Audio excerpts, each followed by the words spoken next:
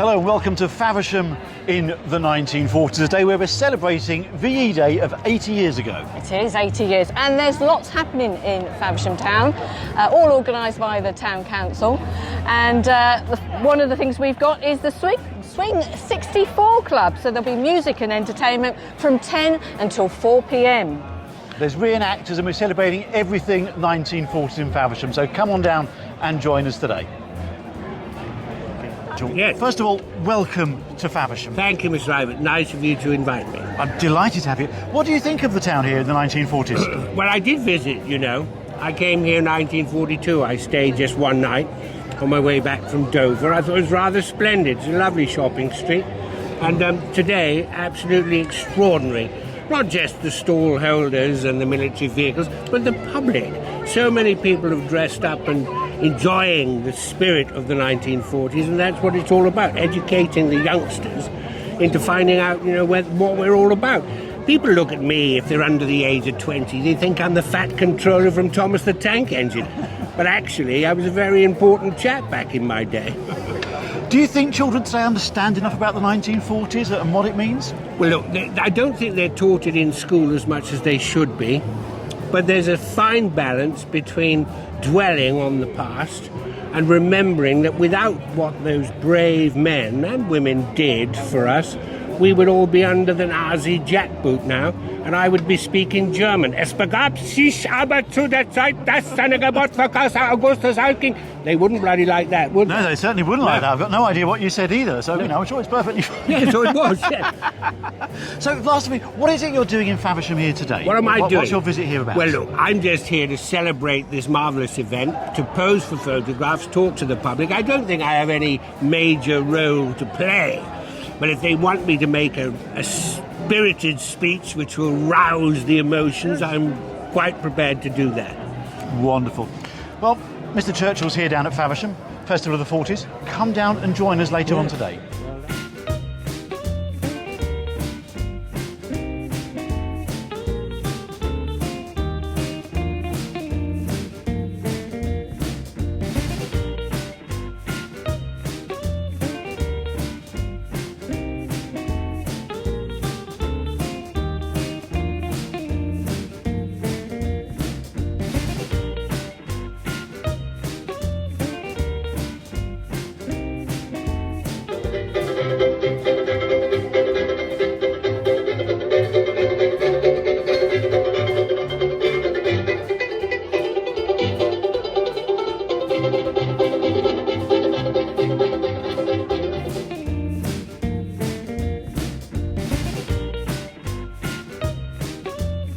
Here's a chap I came across in the town earlier, Viv the Spiv. That's me, Governor. I'll get around, but I never get around, you know. Nice to meet you anyway. Nice to meet you too. What have you got on offer today for me? I've got on offer today, Governor. I've got some lovely nylons here. Oh. Free fitting with every pair. They've got a seam down the back. I've got one with the blue seam for people with varicose veins, you know. Got some lovely quality timepieces. Look at that lot. All lovely, aren't they? And you know what? They're all ticking, unlike their previous owners. London, Paris, New York, your house. See that? It's Italian. It goes backwards, but they're all shock-proof. Boom. All still ticking, see? Here, knicker elastic from the yard, guaranteed not to stretch. I got caught staying out in Oxford Street, you know, I've got a long stretch for that. All good stuff though, isn't it? And I'll tell you what I have got today, special offer just for you, look, petrol coupons. Nice. No point having a jam jar if you haven't got the squirt, is it? You know what I mean, Governor? Yeah. So I went to buy a hat the other day, you know, I went in the shop, I said, I want to buy a hat. He said, Fedora, I said, no, it's for me. So I kept getting all this music in my head, you know, and he said, just take the band out of your hat. It's the best way though, isn't it? What were spivs during World War II then? What was a spiv? A spiv was like a black marketeer. Right. So we'd have people going around nicking stuff like quality timepieces, nylons, knicker elastic, anything that was sellable, you know. But the spiv, he was like the front man, and that's why he had all the nice gear on, see? I mean, look at that tie, look, it's hand painted, you know. All good stuff, missus. That's my wife from there, she's a tie bride. Anyway, yeah, so the spiv was like the man on the street. Was he loved, the spivs in the 40s? Yeah, a bit of both really, because Yeah. the prices went up by the day, you see. So where I'm selling knicker elastic today for threepence a yard, tomorrow it'll be 4p, 5p, 6p. Keep going up. The less there was of it, the more we could get for it, you see. Brilliant. And I always used to wear smart clothes and have the little moustache, see. Because some woman said to me, is that a real moustache? I said, no, I said, it's a false one. I've got the real one in my pocket, you know. And they to try and look like American film stars, you see. with the smart suits and everything and all I that. think we've just had some very important people just go behind you. I take it the authorities weren't keen on spivs. No, we didn't know, especially the old blue bottles. You know, we used to call them blue bottles. They were coppers, really, you know. But the thing about the spiv was they used to try and conceal stuff on them. I mean, I've got a case full of gear here, nylons and all that. But the thing was to try and conceal it. So, like, I'd be walking down the street, you'd be walking towards me. I'd say, "Do you want to buy a watch, governor?" And then if you did, you did. If you didn't, you didn't. Move on to the next customer, see? But never a shortage of customers because there was so short supply of everything. That was the thing, you know. But Well, I hope you're having a nice time, Rita. I hope we sell lots of stuff as well. cheers, governor. Keep it under your hat, all right? Yeah, and I'll be round with that corned beef later. Thank you very much. Leave the Look light forward on the to red it. one. I know what house it is, won't I? Be lucky. Cheers. Watch out the blue bottles. Get in there.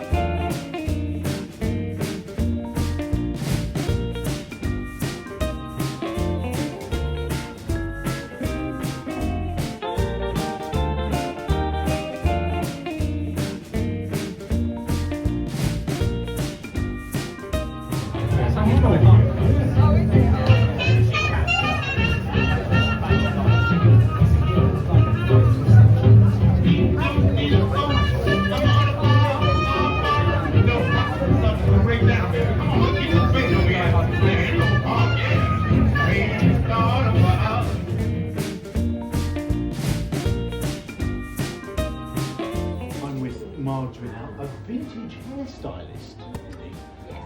You're not a local, are you? No, I'm from Australia and I moved here about 2 months ago. And what got you into the whole vintage thing, the 1940s? Well, I used to kind of sit and watch my grandmother put rollers in her hair and I was just absolutely obsessed. We used to watch Doris Day films together and so I kind of grew up in this other world that like my friends just didn't understand. And then just slowly I just started doing my own hair because I was just fascinated and then turned it into a business because one of my friends one day was like, why don't you get paid for doing what you love? Like, that makes sense. So that's how it kind of started. So what does the business involve? Is it events like this where you're here to support a 1940s theme? Yeah, because that's sort of my niche. So I love doing like more vintage-based events. So I'll do festivals, I'll do kind of photo shoots, but also I do vintage weddings as well because obviously, I mean, yeah.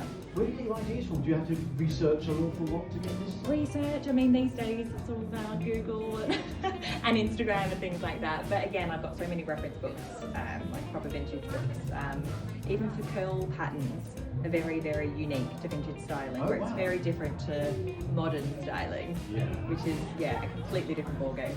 And you don't use vintage sort of hair products, do you? You have to, unfortunately, just because they're not really accessible anymore.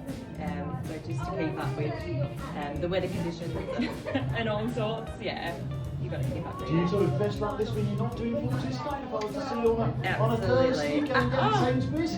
Look. I mean, normally it's anywhere between 20s and 60s. So on a lazy day, I'll do 60s. Because it's literally like a 5-minute beehive, chuck on a Swift dress and some go-go boots and I'm done. So I love it. And if people wanted to sort of find out a bit more about you, maybe booked, have you on their wedding, where do they find more information? Yeah, I've got a website, so hairbymarjorie.com.au. Otherwise, I'm on social media, TikTok and Instagram. Thank you very much. You're welcome. Thank you.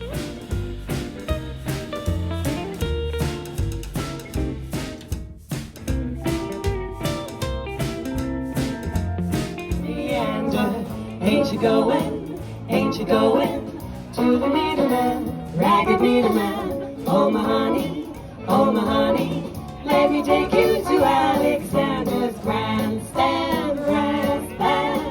Ain't you coming along? Come on in here, Alexander's ragtime band. Come on in here, it's the best band in the land.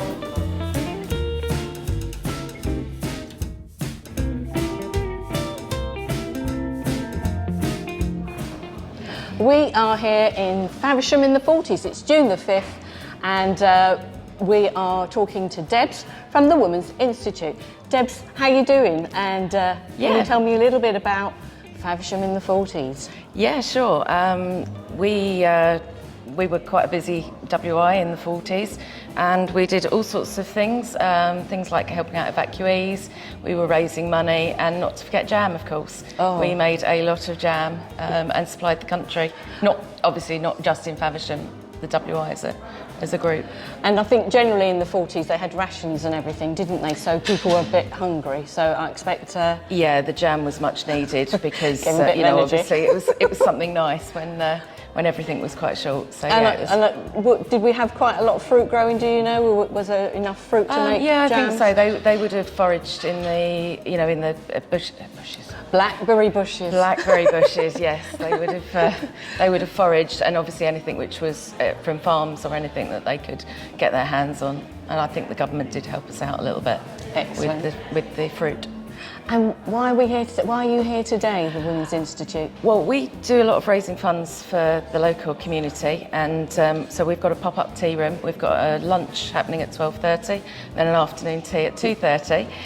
So it's calm in here at the moment, but outside at the back we've got the ladies plating up all the meals and cutting all the cake, and lots of cake. It looks very tasty, I have to say. I think we'll definitely come back to sample some of that. Excellent. This must have taken you a hell of a time to set up. Well, it's our fantastic. second year doing it, so we are slightly more experienced this time than last year. But yeah, we've got a very quick turnaround between the two. But we've managed to source enough china and stuff, so we've made it a bit easier for ourselves. But yes, they will be clutching their little ration books to come and get their meals. So it'll be really nice. But the crockery looks so familiar to me. It's obviously dates back to the 40s. Yeah. How have you sourced all this stuff? Another WI, one of the ones in Right. Ashford, didn't need it anymore, so they passed it on to us, and we store it specifically for this every year. So. And when did you have to start setting all of this up? Because I'm sure, it's 10:30 in the morning, but I'm sure it must have... It was all set up yesterday. Yeah. When we left last night, it was set up pretty much how you see it now. And obviously all we're doing today is to prep all the food and get that ready. Have you got a target figure that you hope to reach today? We're hoping to raise something about 3,500. So we do, in addition, we have a tombola and a PIM stand downstairs, and the PIM stand is very popular, as you can imagine. We'll be propping up that stand definitely later on. And up here we've got the prosecco and PIMs available as well. So yeah, it's a brilliant day. We absolutely love it, but we are absolutely knackered I'm sure at the you end are. of it. You need a holiday after this. Definitely. And how have you promoted the event today? A lot on Facebook. We've worked very closely with the council.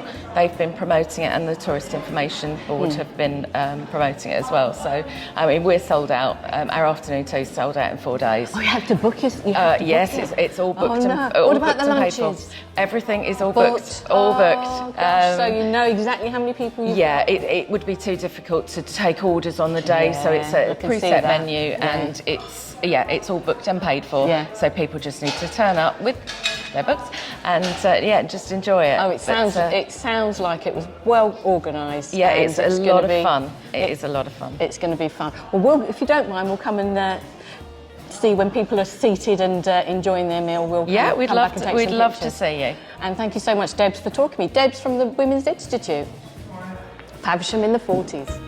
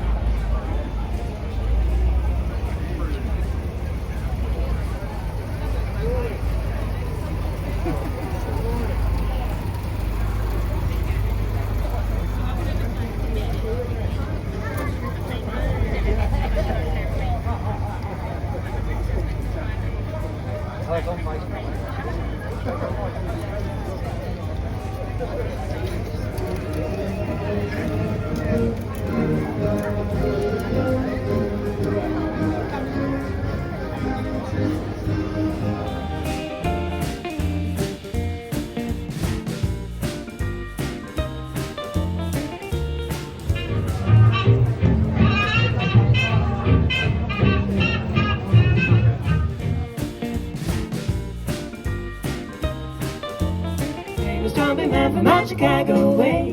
He had a boogie style that no one else could play. He was the top man at his craft. And then his number came up and he was gone with the draft. He's in the army now, a blown a reveille. He is the boogie woogie bugle boy of Company B.